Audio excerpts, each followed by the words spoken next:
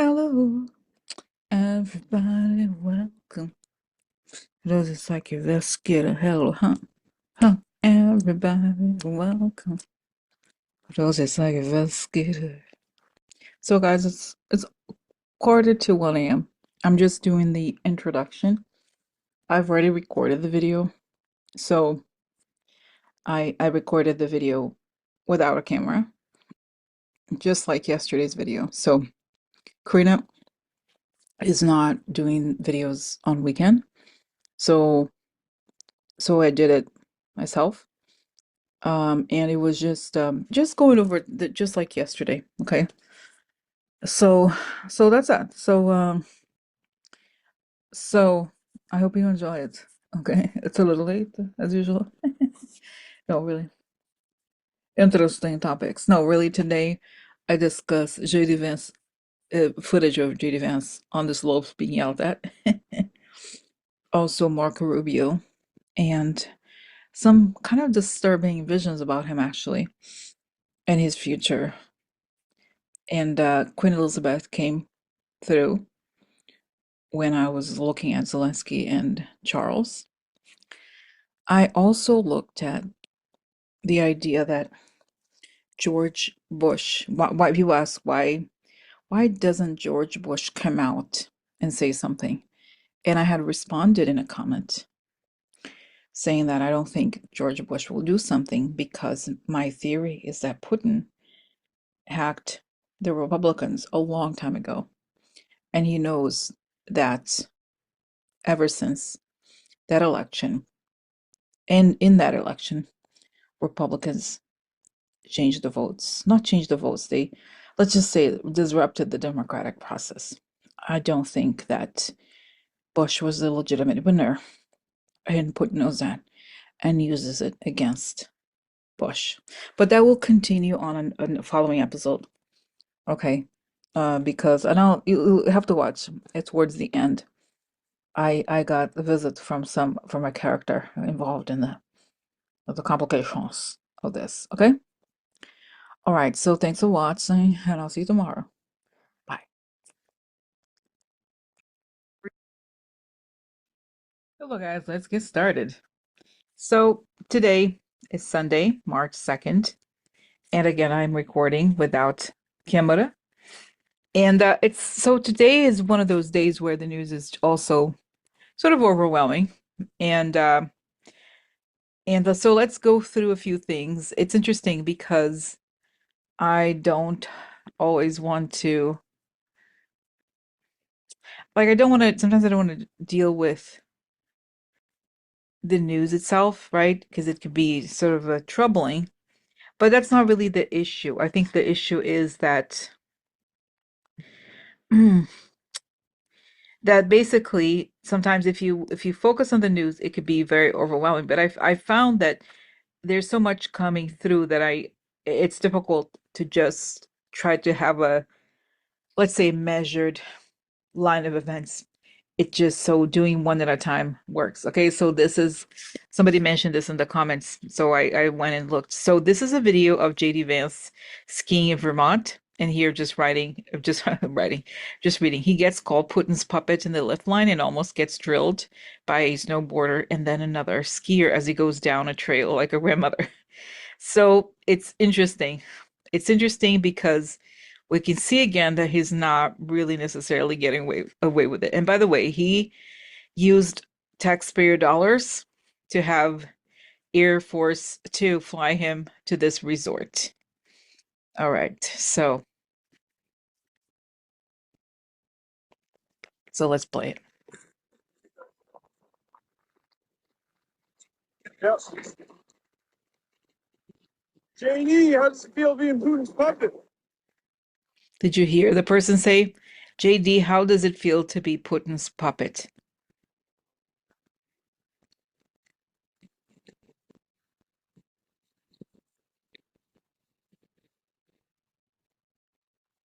There he is here, I think. Okay, right here.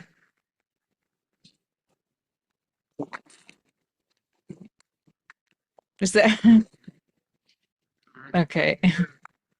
Or did he fall? I don't know. But the point is that, well, it's I don't want to say it's satisfying because the times are tough and and it would be better if it wasn't the case, right? That when we consider the depth of what he has done, it really is a terrible thing, but here we are. Anyway, so gonna stop share here and then I'll be right back. So this is a picture of the meeting that happened today in London, that it was organized by the UK Prime Minister Keir Starmer. And it's interesting, he called it Securing Our Future. And let's zoom here. Let's see if I can, oh, unfortunately, open it, image a new tab. Let's see what I have here. Okay, so let's see.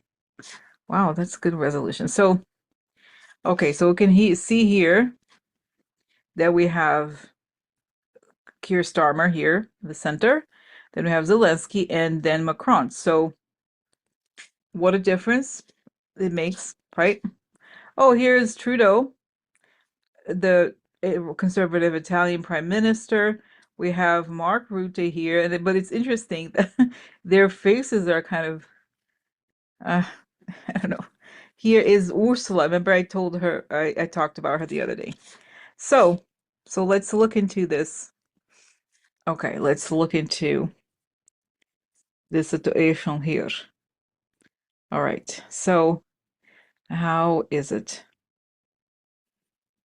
I see, it's interesting. I had seen the same, I had talked about it on yesterday's video, and I had said that I saw all these people holding their hands together and then raising their hands as if they were making some sort of star shape or like a circle shape with their hands raised. And I just feel this intense collective energy protective of Zelensky. And they're working on it together to give whatever Ukraine needs to support itself, because they know and they see Ukraine clearly as essentially a gate to Europe. And if they don't stop Russia there, it will go into Europe. The war will expand. So it's very serious, the situation here. So let's see. No, I just feel this enormous protection of Zelensky and the togetherness and connectedness. All right. So, okay. So I just wanted to show you this image. It's a very nice image. And today, the King Charles also met with Zelensky. So you could see the difference. Even if Zelensky feels a little ill at ease here, he is much more relaxed, right? Warm reception for Zelensky as he meets King Sandringham. Zelensky has met with King Charles III at Sandringham after attending his summit of European leaders on ending the war in Ukraine. Oh, that's cute. Look, as the Ukrainian president arrived at the King's Norfolk residence, local residents, some holding Ukraine flags, gathered outside the estate to witness his entrance by helicopter. Okay. Ukraine's president was warmly received, and the meeting lasted just under an hour. Royal sources said the pair were served tea in Sandringham's saloon room. Zelensky described it as a very good meeting. Oh, and I love it here that it's being shared all over the world here. Protesters target J.D. Vance's Vermont after clash with Zelensky. I'm very grateful for this meeting, how His Majesty helps Ukraine and supports us, he told reporters. He's met our warriors here, being trained in the UK, and we're very thankful to the royal family for their support. The king has previously expressed support for Zelensky in Ukraine, saying the country had experienced indescribable aggression following Russia's unprovoked attack on their land. Okay.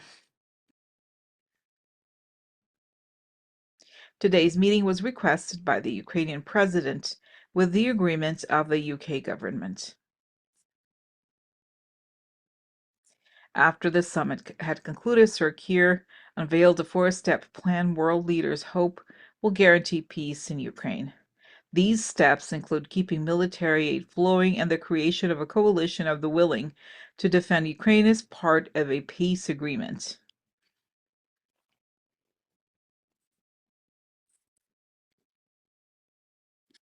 Sunday meeting in Norfolk has allowed Zelensky to meet the king well before Trump's second state visit to the UK, which was offered when Sir Keir presented the US president with an invitation letter from the monarch during a visit to Washington last week.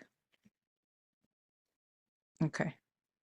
So, all right. So anyway, so it's regardless of whether this is a quote unquote official state visit or not, it's a really warm thing to have imagine having tea with a king. That's a pretty big deal, right? So it feels good. And I feel like so I have to tell you guys, as I'm looking at this, I am picking up the presence of the queen from the other side. And it's interesting. I just see this image of her. It's okay, it's hard to explain. I think I've said this before. When people are um they go to the other side, right? A lot of times I see the physical features, like I could see their faces and all that. A lot of times when they have evolved and they have sort of an advanced spirit, they become much more light-like. And so I see her clothes. I know that it's her because of the clothing and it has like her parts, some of the older pictures of her, but I can't quite see it the same way. It's just pure light. But I understand that the energy comes from Queen, the Queen who passed away recently, relatively recently, that is. So she's there and she's also very queen-like in heaven. And she is standing there, putting her hands above the two of them, protecting Europe. Yes, and she is suggesting that Zelensky, in some ways, is the de facto protector of Europe because he is taking the bullets so that the war does not extend beyond the borders, right? So, of course, this is not the goal. The goal, at least initially, for Putin is to grab Ukraine for himself, but I don't think their ambitions would stop there. Okay, so Queen, Your Majesty, anything else you would like to share with us about Zelensky? Oh, interesting. I see Zelensky holding up a dove. You know, the dove is the peace symbol, actually, and he has these doves coming from. He's holding all of them, and then he opens his arms and they flow up to the heavens. So and she's saying, Rosie, he will see peace in his land and put in a coffin. Okay, I'm laughing, but it's this juxtaposed image of Zelensky and the people of Ukraine in peace. And it's as if on the it's a screen, and on the left side you see Zelensky with the doves and releasing the doves, and then next to it it's a photo of, or it could even be a live stream of Putin's funeral. I'm laughing, but it's not. I mean, it's not funny. I just wish that it happened like tomorrow. But it suggests that it's not just it's the end of the war, it's the death of Putin, and it's the the winning of peace. It's peace wins in the end. But Queen Elizabeth, why not? Why do we have to wait? Why do we have to go through this? To suffer through this? It's just terrible to have to come to this. Why? Why can't it end now? Rosie, Donald Trump must be removed from power if peace is to be achieved. He's still there, Rosie. Peace cannot be attained as long as it is in power. It cannot be. He was bought by Russia decades ago Everybody knows. Okay, so it is to be, Rosie. I know it's hard. It feels at times utterly unbearable for the people. So many people suffering because of this utterly despicable, treasonous madman. But he is just a small twig. He has no real power. He has stolen the presidency to himself and his disgusting sidekick, Elon Musk. Oh, and I see, okay, of course, the queen would not spit, but that's what I see. She has complete and total disgust for these people.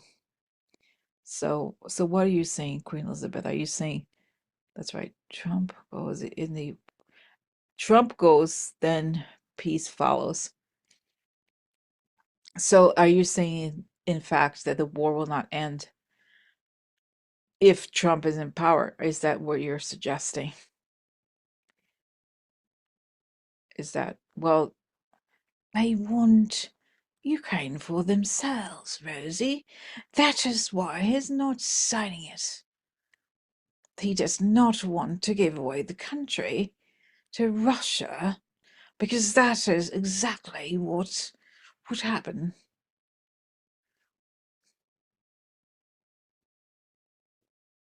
I see that he will have his country. That signing anything in the ways that Trump wants him to sign would mean giving up on his country. And he thinks that what is the point of all these people dying? It makes no sense if they are to die.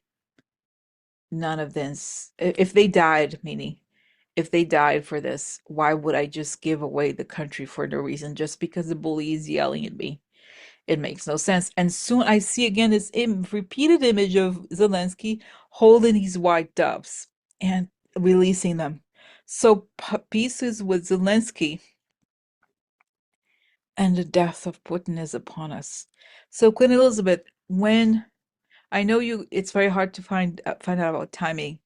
So okay, I'm traveling. You know that Queen Elizabeth, of course. No, just kidding. Naughty Rosie, naughty Rosie. No, no. So really, just in terms of timing. So in mid-March, I will be traveling. Will this happen before or after my trip? To show me the turn of events.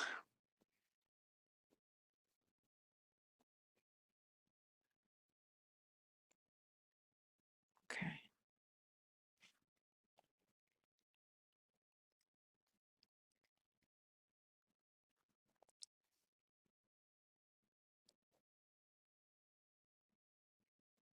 Okay. 1 second. I need to look. Okay. So I just paused the recording just 1 second because I got this image of Zelensky celebrating what I understood to be Easter. So I had to look up Orthodox Easter 2025, and it's the same day as Catholic Easter, so the 20th of April. And when I saw him having his Easter dinner, he was very happy and he was laughing at JD Vance then. And so that was nice. Okay, that was nice to see. Let's see here.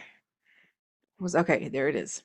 So that by then it looks as though Trump would have left by then and things just flow much more smoothly for Zelensky after that.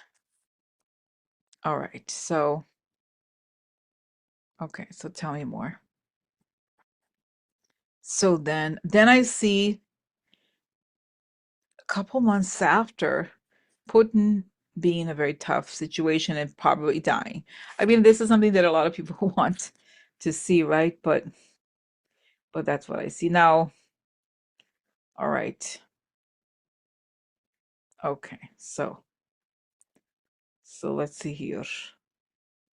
All right. So that's okay. Thank you, Queen Elizabeth. Anything else? Anything else to tell us about America in the next the month of March?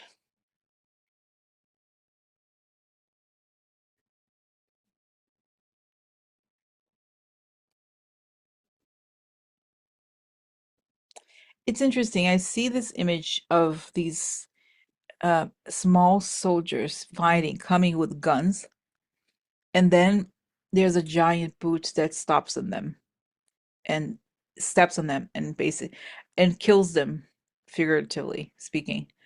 And these people are, I think it could be the people inside the Trump presidency. They are ultimately crushed. Okay, let's see. But okay, so Queen Elizabeth, they are doing terrible. I just want to have this last question. They are truly doing terrible things. For example, Hegseth, the drunken Secretary of Defense, has asked for measures against Russia not to be undertaken. A lot for the military not to defend itself against Russian cyber attacks against the US. Okay. Interesting. She laughs and she says, that's what he said. That's not what they're doing. Okay, so not everybody's following orders. Yes, Rose, you're under attack. Yes, she's saying yes, we are under attack, and those people are the traitors. But she suggests that it's not going to last. And it feels like when I'm looking at this, it really does feel that way. But we'll continue. Okay, we'll continue here. So, all right, one more. Okay, so I had wanted to talk about Marco Rubio for a long time. And SNL, this skit, please watch it if you haven't. I can't insert it into this video because it will be uh, blocked, basically. They will go after you for copyright. But anyways, the point is that it was so awkward, his presence at that meeting, because his body language was very at odds with everybody else. He was not supporting Zelensky, but he was very at odds with Trump and JD Vance. So my question is, what is going on with Marco Rubio?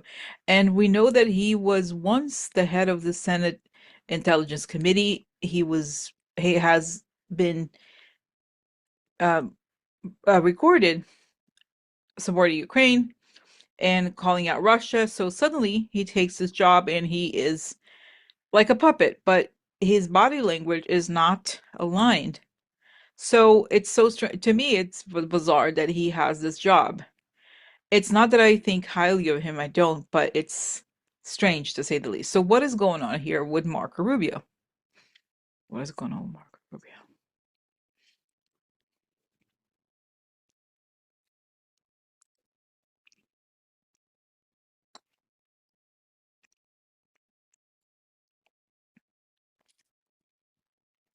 What is going to happen to him?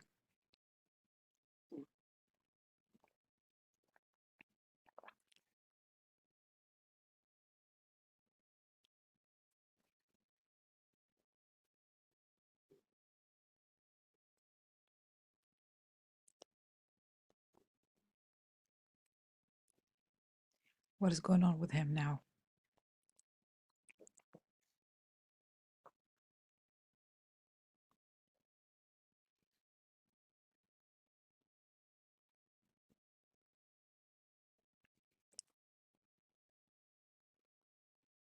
So it is strange because I see him taking the job all the while knowing exactly much more than we do. For example, he knows the nuts and bolts of what has happened, with the attacks of Russia on us. And now he's being used to basically par parrot out Russian talking points. But at the same time, I see here that as he does this, he is sort of telling himself something to the effect of, okay, Marco, just follow. Just sort of he's going through the motions and telling himself to be objective, to remember everything, as if he could somehow separate himself from this, or become like be more objective. I don't know. It's a hard thing to say, but I feel like I mean, he's corrupt already, and it shows me a scene of someone taking part in a murder. Even if someone convinced you to do it, you're still guilty. So it's a bit like that mentality where he could say, well, I never wanted to go along with it, but you did it, so you're just as guilty. But I have to tell you, what I get here is a little dark, because darker than I anticipated, to be honest with you. So I see that he's there, with his expression, very disengaged. And I wanted to find out if he was going to stay or what. But it shows me he's there in that government. There is a commotion, as if the thing that myself and others have seen, which is um, that Trump's government goes down. So there's this commotion. Things happen very quickly. It looks as if he could survive that and not maybe be arrested or so. So basically, I see there's a commotion, and then a little later, he's on the floor with blood coming out of his mouth. So he's dead. He's found dead. So it suggests to me that, and again, I'm not a person who likes to have these types of visions and such, but to me, it feels as if he was the image I'm not saying, right, that this is how do I say it? I don't want to say that he's like the Russians will kill him, but that's what it looks like here in the vision, okay? That he survives it, but they will go after him because from their perspective, they believe he has ratted them out. So, but from my perspective, he's already committed these crimes. But so what does he expect, right? So anyway, so it shows me there's a funeral for him eventually. That's just looking to the future, and it does suggest um that the government could be taken down, God willing, okay? But that he will not serve. It's kind of, isn't it creepy? It is weird, but at the same time, I mean, we should know that these people are the Russian mob, right? So if you help them out and you don't do what they say, um, they get mad at you. So yeah, it just feels very dark, honestly, this whole thing. So yeah, and I can't see him getting older. It just feels like that's it. And in a way, I feel like he kind of knows too. This is like, guys, I was not expecting this at all. I know what I was expecting, but not this. So, all right. Oh, and I see JD Vance in the room. I believe he could also go be under custody at some whenever this happens. He gets the news that Rubio has been found dead, and the blood leave. He's very pale when he hears this. So very interesting. All right. Ooh, that was kind of dark, getting dark here, huh? Getting dark here. Oh, getting dark here. Suddenly I'm happy. Is it because I saw that Trash's government is going down? I don't know. I don't know. All right, but let's see. Let's see if there's more subjects. So now I'm changing the subject to something else entirely. And this is something that I meant. I have a few things in this that are really backlogged on my docket, and this is one of them. And what it is that is about Bush and Putin. So basically there's somebody left a comment, saying every living president needs to speak out now. This is not the time to be silent. And I read the replies, and then this person had written, George W. Bush needs to step up. The GOP will not listen to any Democratic presidents. And so I replied to this person. I said, George Bush will never speak up.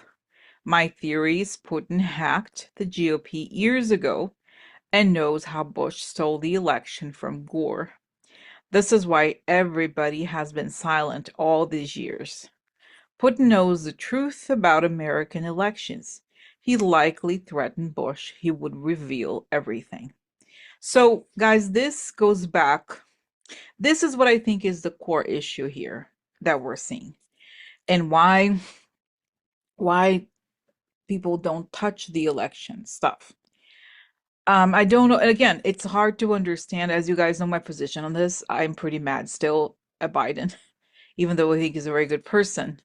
I do not understand why he didn't step up and do something, considering how dire the situation was. And he knows how dire the situation was. Okay, but having said that, I think this is the key here, is that I believe the American elections have been hacked by have been hacked in meaning not just computer, right, but have been meddled with since Bush versus Gore. And we know that what happened was they forced the whole, they remember that even Roger Stone was involved in what they called the Brooks Brothers riot in Florida. And that's when they were counting the votes, and there was this brouhaha, and they didn't allow the Democrats, or I don't remember exactly the exact details, but they didn't allow it to complete. And they just basically declared Bush the winner. And and this is the key here. Why don't the and when you think about George Bush, I have to tell you, I know people be like, "What?" I don't dislike George Bush as a person. I think he's good friends with Obama. He comes across as a relatively decent person today. Okay? But but when you look at how he won that election, I think it was rigged. Okay? And that is why all these, never Trumpers and all of that, those people, they know deep down that this is the problem. And I think Putin, just as he, don't you think about it, just as he hacked the DNC, he also hacked the Republicans years ago, and he must have hacked them a long time ago, so much so that he infiltrated them. So, so this is why I think there's such reluctance in looking at American elections, because I don't know, this is something that Americans are not very good at. Like, is good at, in the sense of that there's this myth about the country that they hold on to, and they are almost unable to look beyond it. It's this idea that, oh, America is so perfect, it's a great democracy, it's this and that. And so I think a lot of people in the government, including Biden, are obsessed with this idea of oh, we're doing the right thing, oh, everything is so perfect, everything is like, you can't do that. And I honestly, I don't understand why the Democrats haven't pursued this more, right? Because right, you can't, how can you keep going on when all of this is happening? It doesn't make sense. So I think this, to me, is the likeliest explanation for why George Bush has never, have you noticed this? He has never said anything about Putin, as far as I know. And so since he left government. So let me ask here. Okay, so does Putin know? Yes, they say they know.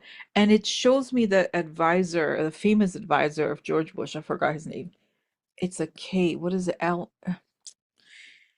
Oh, I have, I've even had Karl Rove. That's the name of the guy. Karl Rove is involved in this. So yes, it's saying they know everything. That's right. They know how the Republicans infiltrated the elections. Therefore, so, oh, interesting. So knowing that, they knew that if they wanted to hack the American elections, they had to get with Republicans because Republicans were really in charge of the president of who gets to be president. This is what I see here from the perception of Putin, right? So, and Putin, if you remember, he came into power, I believe, in 1999, exactly around the time of the 2000 election. So he saw this happen and he moved in that direction. Okay. So is this correct? Am I? Yes.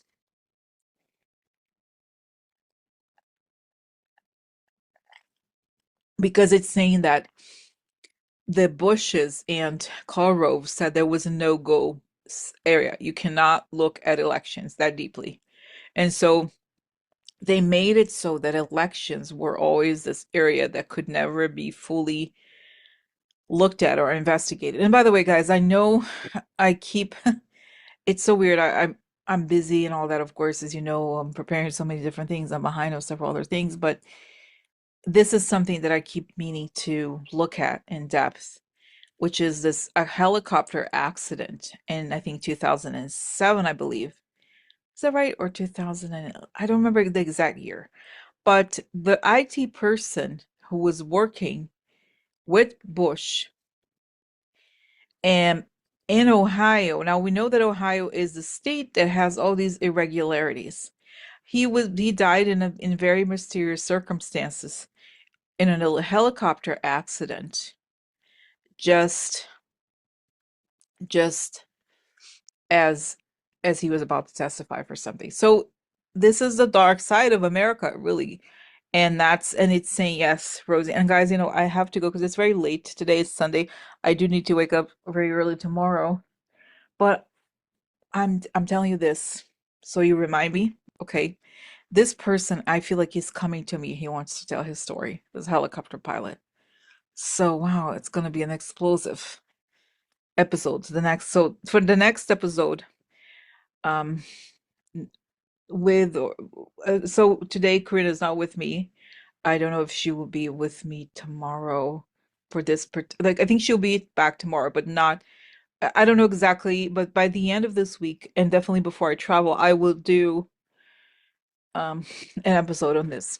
Okay, because the I feel the presence of the pilot. He definitely would like to speak to me and tell me. So that's interesting. So maybe wow. So I'll gather informations for next time. I think he definitely wants to talk. Okay.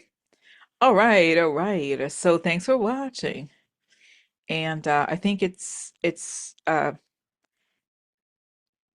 enough for today.